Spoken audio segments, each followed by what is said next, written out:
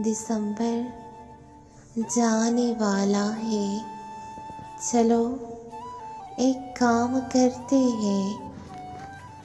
पुराने बाप बंद करके नज़र अंदाज करते हैं।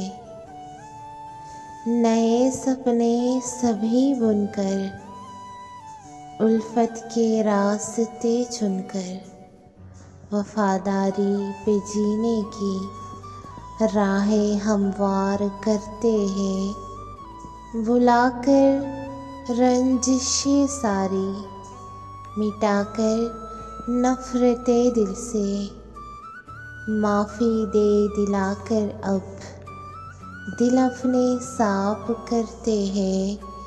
जहाँ पर हो सभी मुखलिस, न हो दिल का कोई मुफलिस। एक ऐसी बस्ती अपनों की कहीं आबाद करते हैं, जो गम देते न हो गहरे, हो सांझी सब वहाँ ठहरे। सब ऐसे ही मकीनों से मका की बात करते हैं। सब ऐसे ही मकीनों से मका की बात करते हैं। न देखा हो ज़माने में, न पड़ा हो फसाने में। अब ऐसे जनवरी